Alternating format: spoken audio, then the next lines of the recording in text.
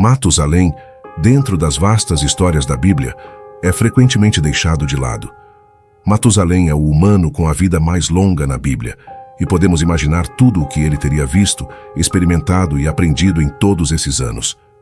A Bíblia afirma claramente: "E todos os dias de Matusalém foram 969 anos, e ele morreu." Gênesis capítulo 5, verso 27, versão King James. No entanto, há muitos mistérios em sua vida que muitos desconhecem. A linhagem de Matusalém ocupa uma posição única na complexa árvore genealógica entrelaçada nos primeiros capítulos de Gênesis. Nascido de uma linhagem marcada por longevidade extraordinária e encontros divinos, sua história une os mundos do homem e de Deus.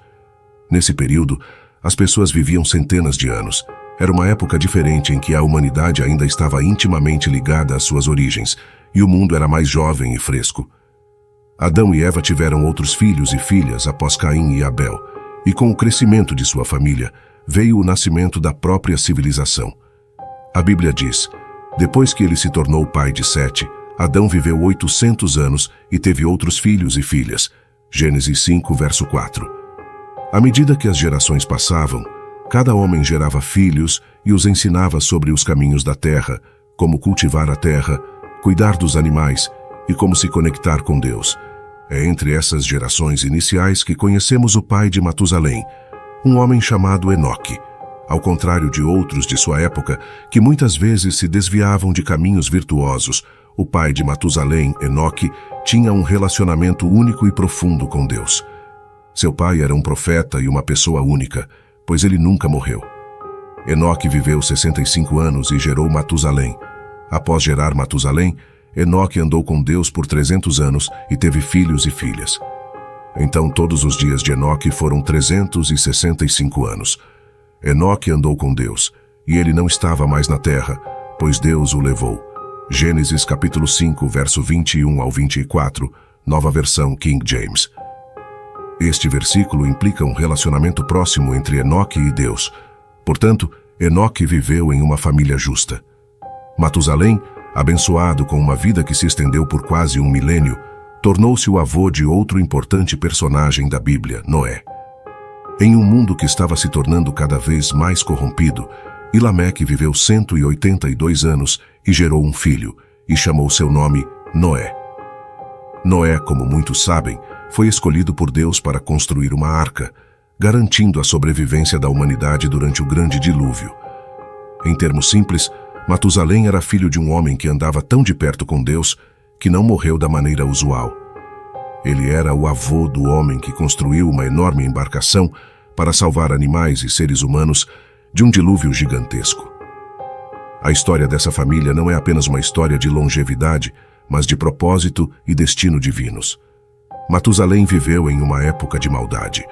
O pai de Matusalém, Enoque, advertiu o mundo sobre um evento que abalaria a terra. Vemos isso no Novo Testamento, no livro de Judas, onde está registrado um discurso de Enoque, o pai de Matusalém. Judas capítulo 1, verso 14 e 15 diz: Enoque, o sétimo desde Adão, profetizou acerca destes, dizendo: Eis que veio o Senhor entre as suas santas miríades, para exercer juízo contra todos, e para fazer convictos todos os ímpios, acerca de todas as obras de impiedade que impiamente praticaram, e acerca de todas as palavras insolentes que ímpios pecadores proferiram contra ele. A mensagem era que Deus em breve viria para julgar e tomaria medidas contra todas as formas de impiedade. Enoque, quando tinha 65 anos, teve um filho, e Deus deu um nome para o menino, que deveria ser chamado de "Quando ele morrer, isso acontecerá". Estou familiarizado com o significado dos nomes em hebraico e na Bíblia. Os nomes na Bíblia não são apenas descritivos, eles também carregam autoridade. Por exemplo, o nome que Deus deu a Adão significava "da terra", descrevendo de onde Adão foi formado nas narrativas bíblicas. Os nomes na Bíblia muitas vezes refletem a função da pessoa, revelações divinas, ou servem como símbolos para representar profecias. Deus deu um nome único e impressionante para esse jovem. É importante lembrar que seu nome, "Quando ele morrer, isso acontecerá", não estava em inglês, mas em uma língua semítica. Você está familiarizado com o que isso significa na língua semítica? O significado do nome em semita é Matusalém, Enoque sabia que quando seu filho morresse, Deus julgaria o mundo. Porque Deus é paciente, Matusalém viveu mais do que qualquer outra pessoa registrada na Bíblia. Por causa desse fato, não é incrível?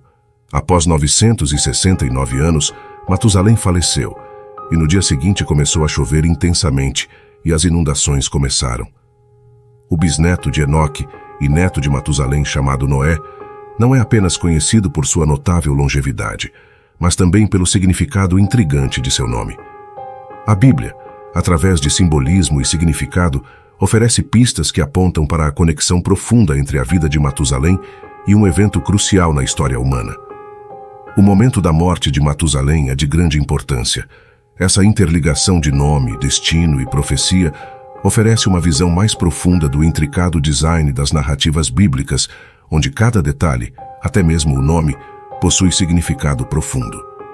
Quando comparamos as idades dos patriarcas, o ano do dilúvio é o mesmo ano em que Matusalém faleceu. É um equívoco comum acreditar que Matusalém pereceu no dilúvio, mas isso não é verdade. Um patriarca santo, Enoque, criou Matusalém, que andou com Deus. E Noé e seus 3 filhos passaram 120 anos construindo uma grande embarcação conforme as especificações de Deus. Você conhece a história. Então Noé ouviu o sermão de Enoque sobre o julgamento iminente e percebeu que o nome de Matusalém implicava que a sentença viria logo após a morte desse patriarca. A misericórdia de Deus é evidente na vida longa de Matusalém e fala sobre a riqueza de sua misericórdia. A frase rico em misericórdia contrapõe a descrição da humanidade como rica em pecado. Um Deus misericordioso concebeu um plano para salvar e redimir criaturas ímpias. A misericórdia é compaixão ou perdão, estendido a alguém que merece punição ou dano. A misericórdia é um perdão não merecido. A misericórdia é a única explicação para o grande sacrifício de Cristo em nosso favor. Os seres humanos só podem demonstrar misericórdia limitada uns com os outros, mas o perdão de Deus por nossas ofensas graves mostra que Ele é mais do que misericordioso. Ele é rico em misericórdia. Um Deus rico em misericórdia demonstra seu amor por nós através disso. Enquanto Enoque e seu neto Noé advertiam o mundo sobre o destino iminente, todos zombavam. Este é um tema crucial no período de Matusalém e um tema importante no nosso tempo. No tempo de Matusalém, o dilúvio e na segunda vinda de Cristo, o fogo, 2 passagens na Bíblia advertiram que, nos últimos dias, haveria zombadores, segundo Pedro 3, verso 3, e Judas 1, verso 18.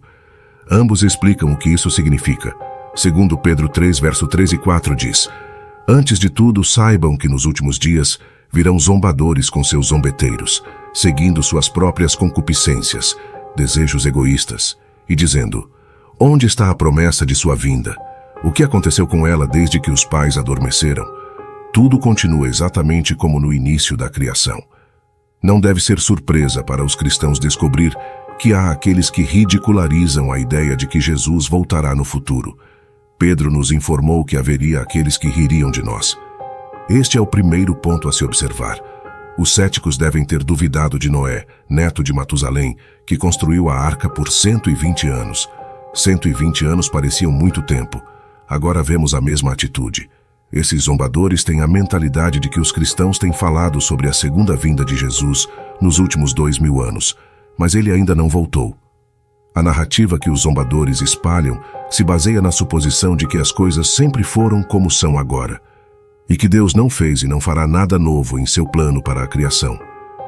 Quando mantemos essa visão, eles deixam de notar que, pela palavra de Deus, os céus existiram muito tempo atrás, e a terra foi formada da água e através da água, pela qual o mundo naquela época foi destruído pelo dilúvio, segundo Pedro 3, versos 5 e 6. Quando Deus criou a terra pela primeira vez, ela tinha uma aparência diferente, e depois, novamente, após o dilúvio, ela tinha uma aparência diferente. Portanto, ninguém deveria fazer pouco caso da promessa de Deus de que Ele a tornará diferente novamente, julgando-a com fogo em vez de água. A mesma palavra de Deus que criou toda a matéria e julgou o mundo no dilúvio, fará com que tudo seja diferente novamente em algum momento no futuro, quando Ele retornar. A lição ensinada pelo dilúvio foi que este é um universo moral, onde o pecado não ficará impune para sempre. Jesus também usou o dilúvio para apontar para isso. Mas esses homens escolheram negligenciar isso. O que parece uma eternidade para nós é apenas um curto período para Deus. Assim como uma hora pode parecer uma eternidade para uma criança, mas é apenas um momento para um adulto. O Senhor não é lento em cumprir sua promessa.